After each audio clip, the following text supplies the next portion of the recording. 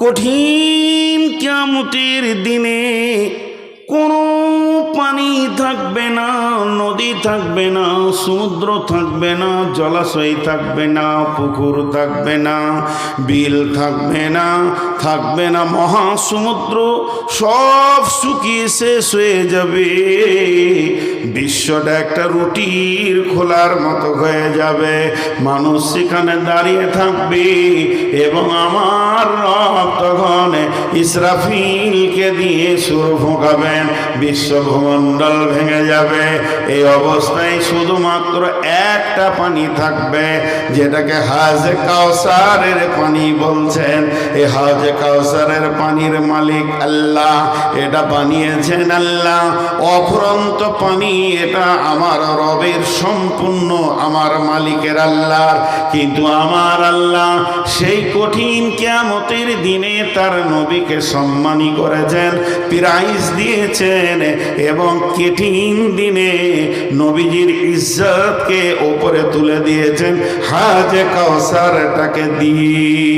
আজকে যেমন দুইজন ফারেক হলো, তাদের হাতে প্রাইজ তুলে দেওয়া হলো, তাদেরকে সম্মানী দেওয়া হলো, আমার নবীকে ওই কঠিন দিনে সম্মানের প্রাইজ দিয়েছে, হাজে কাউসারের মালিক বানিয়েছেন।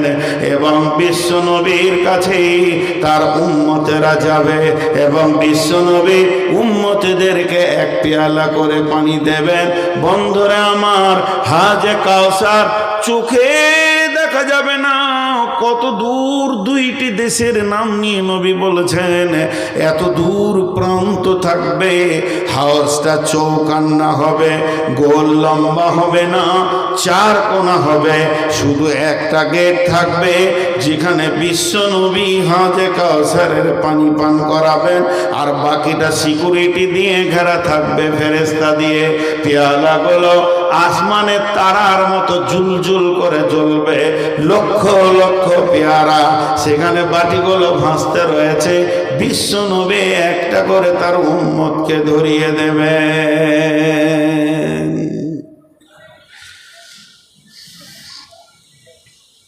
একটা করে পেয়ালা ধরিয়ে দেবেন।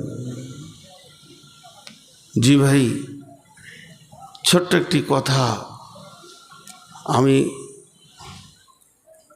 96 মনে হচ্ছে আইডিয়া করে বলছি, আমার প্রথম পাসপোর্ট 96, 1996। তখন পাসপোর্ট হতো 5 পাতা 6 পাতা ফর্ম ফিল আপ করে কলকাতায় দিয়ে আসতে হতো। আর পাসপোর্ট করতে গেলে একদিন আগে গিয়ে রাস্তায় শুয়ে থাকতে হতো, মশা তাড়তে হতো, না হলে পাসপোর্ট পাওয়া যেত না। তাই ওই কষ্ট করে গিয়ে লাইনে দাঁড়িয়ে দাঁড়িয়ে দাঁড়িয়ে 2 পা জমে গেছে। একটা দালালকে 200 টাকা দিয়ে আবার একটু আগে হলো, নাহলে পাওয়া যাবে না। এই যখন গেটে গিয়ে কাউন্টারে ঢুকছি, আমার সামনে একজন আছে, তারপরে আমি, তো কলিজাটা মনে হচ্ছে এত বড় হয়ে গেল, পাসপোর্ট পাবো রে। খালি পাতা উল্টে বলছে, নূর মোহাম্মদ এই লেখাটার সাথে এটা মিলছে না। বাস ওর কুটকুটি মেরে দিলে 2 দিনের মেহনতের। তো যদি বলছি স্যার আর একটা ফিল আপ এক্ষুনি করে দিছি, না আবার পরে আসবে, নেক্সট এসো। আর ও যখনই একবার না বলে দিচ্ছে যাকে, ওখানে 2টো পুলিশ দাঁড়িয়ে আছে, খপ করে ধরে টেনে সরিয়ে দিয়ে ভাগ যা চল। ওরা বুঝলে না যে কতক্ষণ যে দাঁড়িয়েছিলাম রে, রাত 3টে থেকে বেলা 11টায় পেলাম। তো এটা ওরা বুঝলো না, টেনে সরিয়ে দিলে। তো বিশ্বনবী যেখানে হাজে কাউসারের পানি খাওয়াবেন, 2 ধরনের ফেরেশতা থাকবে, জান্নাতের আর জাহান্নামের। যে লোকটা পানি পেয়ে যাবে, জান্নাতের ফেরেশতা বলবে আহলান সাহলান মারহাবান, এসো এসো এসো, তোমাকে তোমার গন্তব্য দেখিয়ে দিই, তোমাকে তোমার সাথে গিয়ে জান্নাতে পৌঁছে দিই। আর যে লোকটা পানি পাবে না, সে লোকটা অন্য দেখে বুঝে নেবে না না না, সরলে হবে না, যেন তেন কারে পানিটা পান করতেই হবে। রসুলের কাছ থেকে যদি সরে যায় আর আমাদের কোনো চারা নাই, উপায় নাই। বিশ্ব নবীকে যখন জোর করে পানি পানের ব্যবস্থা নিতে যাবে, জাহান্নামের ফেরেশতা গর্দনে ধরবে, বলে বড় মাস্তানি দুনিয়াতে করেছো, আর 1 সেকেন্ড মাস্তানি করতে দেওয়া হবে না। টানতে টানতে গিয়ে নিয়ে জাহান্নামের গর্তে ফেলে দেবে। বন্ধুরা আমার, বিশ্ব নবী জীবনে কাউকে রেগে ধুমকে কথা বলেননি, চোখ মুখ লাল করে কথা বলেননি। একমাত্র কিয়ামতের দিনে হাউজে কাউসারের কাউন্টারে রেগে কথা বলবেন। কার ওপরে রাখবেন, কাকে চোখ দেখিয়ে কথা বলবেন আর কি বলবেন? হাদিসে আছে, মুসলিম শরীফের হাদিসে আছে, সোহকান সোহকান লিমান গাইয়ারা মিন দীনি, সোহকান সোহকান লিমান বাদদালা মিন দীনি। দূর হয়ে যা, দূর হয়ে যা, তোর সাথে আমার কোনো সম্পর্ক নাই। আমি যে তোর নবী, তুই যে আমার উম্মত, এরকম কোনো সম্পর্ক তোর সাথে নাই। তোর সাথে আমার দিনের কোনো সম্পর্ক নাই। একবার বল, মাফলারটা খোল, আমারটা দেখ আর তোরটা দেখ। একবার দাঁড়িয়ে যা ড্রেসিং টেবিলের সামনে। আমি কোনোদিন নবী মুহাম্মদ হাত দিইনি, তুই গাল থেকে নামিয়েছিস। আমি ডান হাতে পান করেছি, তুই বাম হাতে পান করেছিস। অর্থাৎ রসুলের সুন্নতকে যে মেনে নিতে পারবে না, রসুলের সুন্নতকে যে একদম জিন্দেগিতে নিতে পারবে না, ওই লোক কোনোদিন হাজে কাউসারের পানি পাবে না।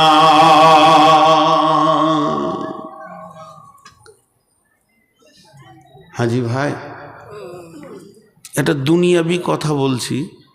আপনারা 2 ভাই, আপনার বড় ভাইকে গ্রামের পশ্চিম পাড়ার কোনো একটা গোষ্ঠীর লোক মেরেছে, এত মার মেরেছে, হাড় ভেঙে দিয়েছে। তাদের সঙ্গে সম্পর্ক আপনার বড় ভাইয়ের ভালো নাই, তারা বেঈমান, শরীয়তের দৃষ্টিতে তাদের সঙ্গে চলাও যাবে না। এখন আপনি যদি তাদের সঙ্গে বন্ধুত্ব করে ঘরে নিয়ে এসে খাওয়ান, আপনার বড় ভাই আপনাকে ভালোবাসবে? একবার মুখ খুলেন, ভালোবাসবে? বন্ধুত্ব করে যদি খাওয়ান। রসুলের, ইসলামের আর আল্লাহর যতগুলো দুশ্মন পৃথিবীতে আছে, ইহুদি, নাসারা, মুশরিক, মুনাফিক, কাফের, ফাসেক, যতগুলি আছে, সব থেকে বড় রসুলের দুশ্মন হলো ইহুদি। কথাটা বোঝাতে পারলাম? আপনারা বলেন, বোঝাতে পারলাম? আহা, সব থেকে বড় দুশ্মন কে? সবাই একবার মুখ খোলেন। রসুলের সব থেকে বড় দুশ্মন কে? আর সেই ইহুদির পতাকা যদি আমার কাঁধে থাকে, আমার রসুল হাজে কাউসারের পানি দেবে? যতগুলি যুবক, বিশেষ করে যুবকদেরকে বলছি, রে বাবা, সোনামানিকের দল, চারিদিকে ছোট চুল রেখে মাথার মাঝে বড়টা, এটা ইহুদিদের কাছ থেকে এসেছে। ইহুদিরা গোটা পৃথিবীর মুসলমান যুবকগুলোকে কিনে নিল, আমার রসুলের মুখটাকে ছোট করে দিল। আল্লাহর রসুল যেটা চুল রেখেছেন, লিম্মা জুম্মা আফরা, এই 3টে চুল রাখো, আর না হয় গোটা মাথা এক সমান চুল হবে। এখানটা যত বড় হবে, এখানটা তত বড় হবে। শুধু কানকে বাঁচানোর জন্য একটু ছোট করে নেবেন, মাথায় সমান চুল। এটাকে বাদ দিয়ে আজকে মুসলমানের ঘরে জন্ম, কালেমা শাহাদাতের সাক্ষী দিচ্ছে, ও আন্না মুহাম্মাদুর রাসূলুল্লাহ, আর ওই যুবকটার মাথাতে ইহুদির চুল রয়েছে। আমার নবী তোমার ওপরে কতটা সন্তুষ্ট আছে?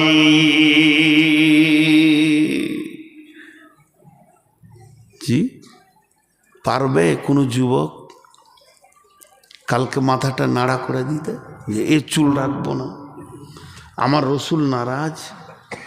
পারবে না। তাহলে কাকে ভালোবাসছে? ইহুদিকে।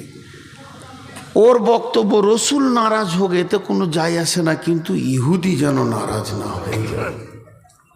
ই হাজে কাউসারের পানি পাবে? ঠিক করে বলেন, একে হাজে কাউসারের পানি দেবে? কাকে দেবে? খোরাইমকে দেবে আল্লাহ রসুল। একটা যুবক ছিল মক্কার, মদিনার, ও লম্বা চুল রেখেছে আর পায়ের টাকনো নিচে কাপড় পরতো, মানে মাস্তান হয়ে গেছে নিজে নিজেই। ওর নাম হচ্ছে খোরাইম। আল্লাহ রসুল মসজিদে নববীর ভিতরে বসে, পবিত্র জায়গাতে বসে মদিনার কোন কোন ছেলেটা ভালো আলোচনা করতে করতে খোরাইমের নামটা এসেছে। নবীজি বলছেন, নি'মার রাজুল খোরাইমান, যত ভালো ছেলে আছে ওই ভালো ছেলের লিস্টে পড়ে গেছে খোরাইম। এর মতো সুন্দর, এর মতো নম্র, এর মতো ভদ্র, এর মতো আখলাকওয়ালা ছেলে আর মদিনার বুকে নাই, খুব কম। তবে খোরাইমের দুইখানা খারাপই রয়েছে, একটা টাকনুর নিচে কাপড়, আর একটা হলো মাথায় লম্বা লম্বা চুল। কেউ শুনেছে সাহাবীদের ভিতরে? খোরাইমের সঙ্গে দেখা, এই খোরাইম শোন শোন শোন, আল্লাহ রসুল তোকে ভালো ছেলে বলেছে রে, ঠিক নাকি? ওর কলজে ফুলে একদম আর জায়গা হয়েছে না। মসজিদের নববীতে বসে আলোচনা করেছে যে খোরাইম হলো মদিনার মধ্যে ভালো ছেলে। তো খুশিতে আরও থাকতে পারছে না, আমি ভালো, রসুল বলেছে বলে হ্যাঁ। বলছে তবে তোর দুটা খারাপই বলেছে, তো মুখটা নেমে গেল, দুটা খারাপই মুখটা নেমে গেল। আল্লাহ রসুল আমার কাছে খারাপই পেয়েছে বলে হ্যাঁ। 1 নম্বর তোর চুলটা লম্বা, 2 নম্বর তোর টাকনোর নিচে পায়জামা, এটা নয়ার নবী মানতে পারেনি। খোরাইম মুখটা ছোট করে সোজা বাড়ি গেল, নাপিতের কাছে গেল না, টেলার্সে গেল না, দর্জির কাছে, নিজেই একটা চাকুকে কাঁচিকে ধরে চুলকে ধরছে আর কাটছে আর বলছে, ওরে বেঈমান চুল রে, তোর জন্য আমার রসুল নারাজ হয়ে গেছে, তোকে আমি আর 1 সেকেন্ডে রাখবো না। পায়জামাটাকে চাকু করে ফেলে দিয়ে, এতটা কেটে ছুঁড়ে ফেলে দিয়ে বলছে, তোকে আমি কেটে দিতে পারবো কিন্তু আমার রসুলকে নারাজ করতে পারবো না। ওই খোরাইমকে বিশ্ব নবী ডেকে বলবে, আয় আয় পানি পান করে যা। যতগুলো মুসলমানের ঘরের যুবক আছেন বলেন, কালকে চেঁচে নাড়া করতে পারবেন? এ চুলের গুষ্টি বেঁচে খাই, আমার রসুল নারাজ, আমি চুল রাখবো না, পারবে না, বরং ওই মাস্তানি রাখবে। বলেন, এই কি রসুলকে ভালোবাসে না এই কিয়ামতের দিন আনন্দ করবে, কামবে? ভাইরা আমার, তাহলে 1 নম্বর হলো ডান হাতে সার্টিফিকেট পাওয়া, 2 নম্বর হলো নূরে তাজাল্লিতে আনন্দে আনন্দিত হওয়া, 3 নম্বর হলো রসুলের হাতে হাজে কাউসারের পানি পান করা, 4 নম্বরে আমার আল্লাহ বলছেন, এটা হাদিসে কুদসি ভাই আমার, হাদিসে কুদসির মধ্যে বলছেন আল্লাহ, ইয়াকুলুল্লাহু আযজা ওয়া জাল, কুল্লু আমালিন ইবনে আদম লাহু ইল্লা সিয়ামা ফাহুয়া লি ওয়া আনা আজজি বি ইন্নামা ইয়াতরুকু তাআমাহু ওয়া শারাবাহু। আমার আল্লাহ বলছেন, যতগুলি আমল ইবনে আদম করে, মানুষের আদমের সন্তানরা পৃথিবীতে যত আমল করে, তার মধ্যে একটা আমল করে, তার নাম হলো সিয়াম বা রমজান। রমজানের রোজা রাখে, যারা রাখে তারা আমার জন্য রাখে, আর তাদের বদলা হলাম আমি নিজেই, তাদের বদলা হলাম কঠিন কিয়ামতের দিনে। তাদেরকে আমি বলবো, রে রোজাদার, আয় তোদের বদলা চলে এসেছে, তোরা তোদের বদলাকে গ্রহণ করে নে। কারণ তারা খাওয়া পান করা ছেড়েছে শুধু আমার জন্যে। তোমায় ভালোবাসি আল্লাহ, তোমায় ভালোবাসি, তোমায় ভালোবাসি বলে তোমার কাছে আসি। সকালে আসি, দুপুরে আসি, বৈকালে আসি, আর সন্ধ্যায় আসি, রাত্রে আসি, আসি পঞ্চবার। তোমায় ভালোবাসি আল্লাহ, তোমায় ভালোবাসি, তোমায় ভালোবাসি বলে তোমার কাছে আসি। শকতিসে সন্তোষিতে ভরা একটি মাস, উষা হতে নিশাবতী করে উপবাস। তোমায় ভালোবাসি আল্লাহ, তোমায় ভালোবাসি, তোমায় ভালোবাসি বলে তোমার কাছে আসি। ধরেলেন এখানে যদি ছেলেগুলোকে বলা হয় মাদ্রাসার বাবা, কেউ যদি আম্মা পড়াটা মুখস্থ শুনিয়ে দাও, এই কোরআনটা দেওয়া যাবে। কেউ যদি 29 পারা শুনিয়ে দাও, এই কোরআনটা দেওয়া যাবে। কেউ যদি 30 পারা শুনিয়ে দাও, তো মোবাইলটা দেওয়া যাবে। এইভাবে প্রাইজ বলা হচ্ছে। আর কেউ যদি রোজা রেখে দাও 30টা, তাকে কোরআন দিব না, মোবাইল দিব না, কলম দিব না, খাতা দিব না, স্বয়ং আল্লাহকেই প্রাইজ তার দিব। এর থেকে বড় প্রাইজ আর হতে পারে না যে আল্লাহকে পাবে। এখন দুনিয়াবি 5খানা কেসের আপনি আসামি। আজকে হলো কয় তারিখ? আজকে আপনার কিনা 26, 25 তারিখ। 25 তারিখ হয়ে গেছে, 26 তারিখ ঢুকে গেল। আজকে আপনার কিনা সামনে মাসে 30 তারিখে আপনার কোর্টে ফাইসালা আছে। আপনি মার্ডার কেসের, রেপ কেসের, চুরি অপহরণ কেসের আসামি। কিন্তু যে জজ আপনার বিচার করবে, পৃথিবীর সেরা জজ সুপ্রিম পাওয়ারে আছে, তার উপরে প্রধানমন্ত্রীও কিছু করতে পারবে না। কিন্তু বিচারের ফয়সালার আগে ওই জজ যদি আপনার বাড়ি বেড়াতে আসে, কেমন মজা হবে, বিচারটা হালকা করে নেওয়া যাবে। তেমনি কিয়ামতের মাঠে আল্লাহ একাই বিচার করবেন, কারও প্রয়োজন নাই। ওয়াকুদিয়া বাইনাহুম বিল হাক্কি ওয়া হুম লা ইউযলামুন। আল্লাহ বলছেন আমি বাদী বিবাদের মধ্যে বিচার করব, আমি কারো উপরে কোনো জুলুম করব না। তো সেই রকম রব বিচারের আগে বলবে, হাসরবাসী ও রোজাদারের দল, আমি তোমাদের মোলাকাতে এসেছি। তোমরা আমার ভয়ে খাওনি, পান করনি, অতএব তোমাদের বদলা এসে গেছে। তোমাদের যেটা নেওয়ার আমার কাছ থেকে নিয়ে নাও।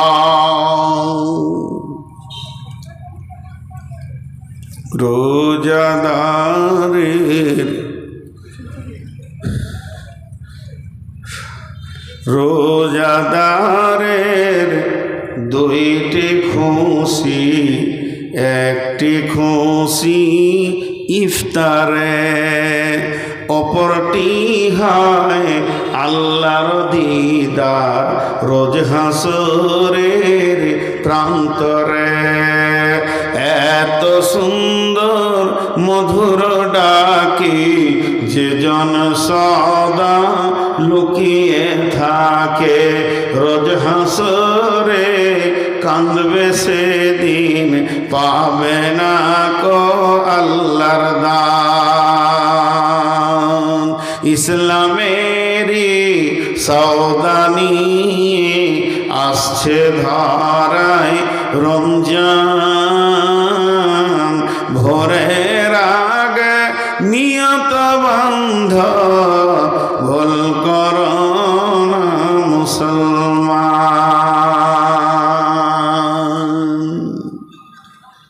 কিয়ামতের এটা 4 নম্বর খুশি। আর একটা আছে, পুরো একটাতে ছাড়বো ইনশাল্লাহ।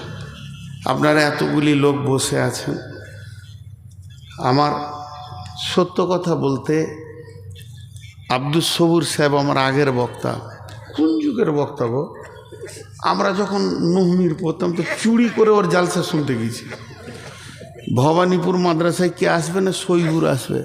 তো মাদ্রাসা থেকে আমাদেরকে হেডমাস্টার বলছে একজনও যাবি না জালসা শুনতে, সামনে পরীক্ষা। চুরি করে বাঁশের ঝোড়ে ঝোড়ে গিয়ে জালসা শুনে এসছি। তো সেই যুগের বক্তা চলছে, তো চলছি। ওই যে কী মাল দিয়ে আল্লাহকে বানিয়েছে ওই জানার, আল্লাহ জানে। মাথা হিলিয়ে যায়, চলে যেতে। পণ্ডিত মানুষ, ভালোবাসি, উনিও আমাকে ভালোবাসেন। কিন্তু দেখেন আমরা অল্প দিনে রুগী হয়ে গেলাম। অল্প দিনে রুগী হওয়ার কারণ, আমি যতদিন জালসা করছি আমার মনে নাই যে আমি কোনো দিন প্রথম পেয়েছি। মনে নাই, হয়তো এক আধবার পেয়েছি, যতবার পেয়েছি সেই শেষে।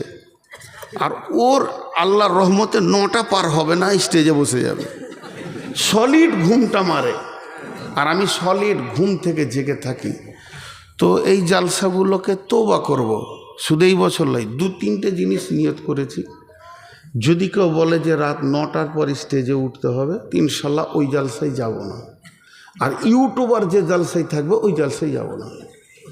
মানে এদের কার নিতে পারছি না, মানে আমার মাথা বিগার নিয়ে নিচ্ছে। এই চেয়ারে বসে বকা যে কতটা কঠিন ওরা তো জানে না, ওরা ভাবছে, আর ওরা বুঝেও না যে এটা রুজি রুটির লাইন নয়।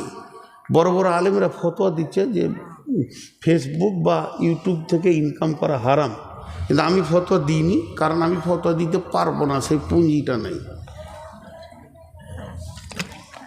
কোনো বিষয়ই আমি ফতোয়া দিই না, শুধু এটা বিষয় নয়, ওই জন্য এটাও দিইনি। কিন্তু আমি দেখছি যেটা খারাপ জিনিস। আমি ফেসবুক আমার আইডি খুলেছি, বক্তব্য এই যখন জালসা শেষ হয়ে যাবে প্রতিদিন সন্ধ্যায় হয়তো 10 মিনিট 15 মিনিট তালিম করব নিয়ত করেছি, কিন্তু ইনকামের লাইনটা কাটা আছে, ওই দিকটা কেটে দিয়েছি, দরকার নেই।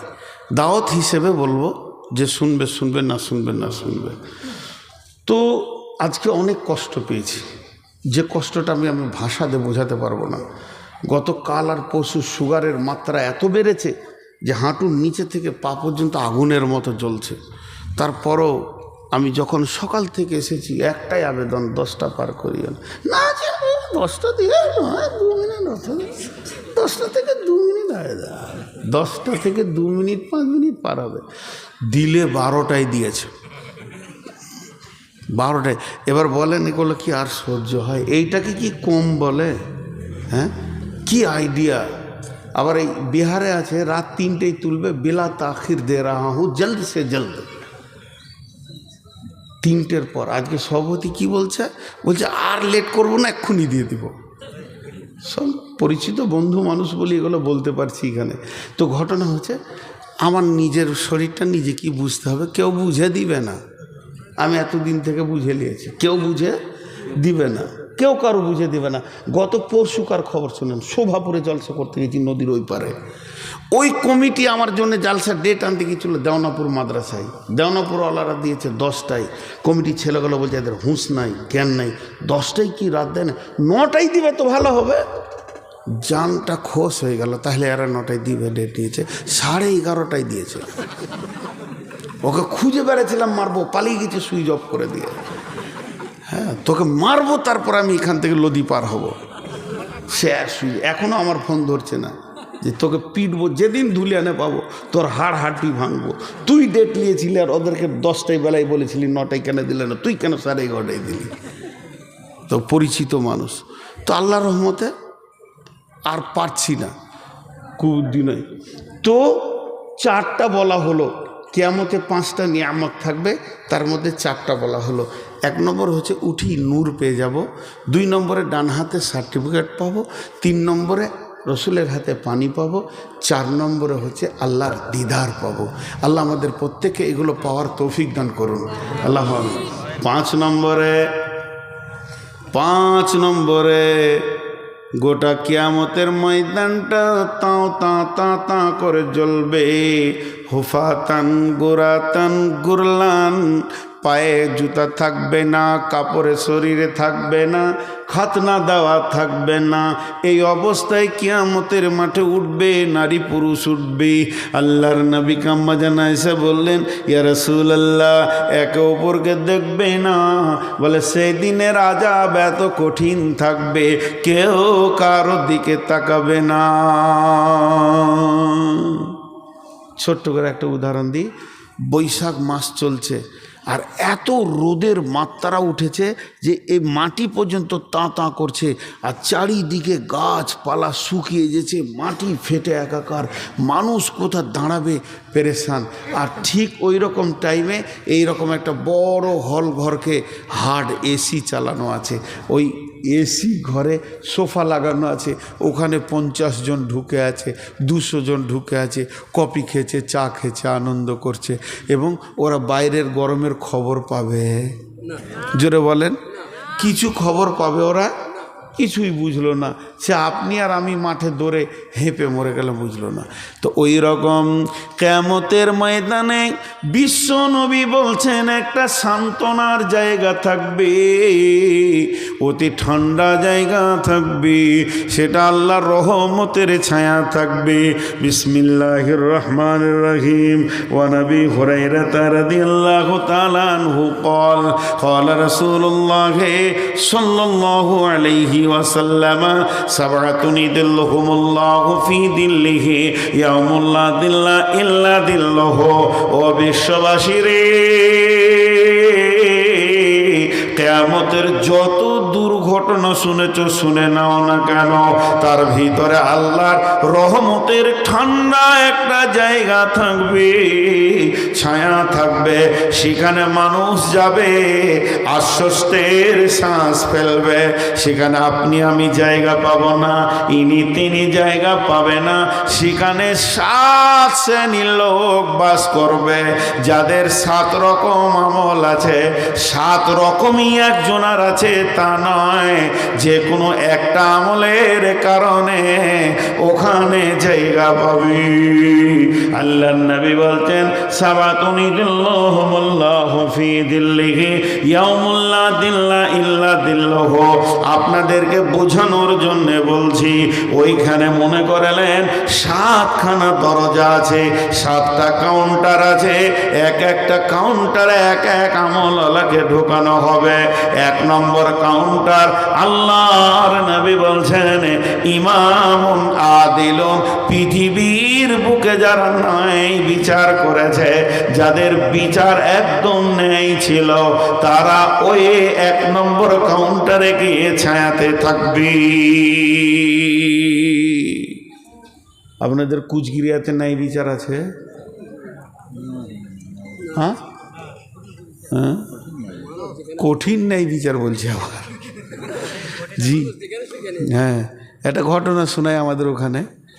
একজন মৌলবি মানুষ মসজিদের ইমামতি করে, তো ভদ্রলোক 2টি মাটি নিয়েছে, ওর বাড়ির পাশে রাস্তার ধারে রেখেছে, বাড়িতে ঢুকাবে, মাটি 2টি, সত্য ঘটনা দিয়ে। একটা ছোট ছেলে সাইকেল নিয়ে গিয়েছিল, আর একটা মাস্তান মোটর সাইকেল নিয়ে আসছিল।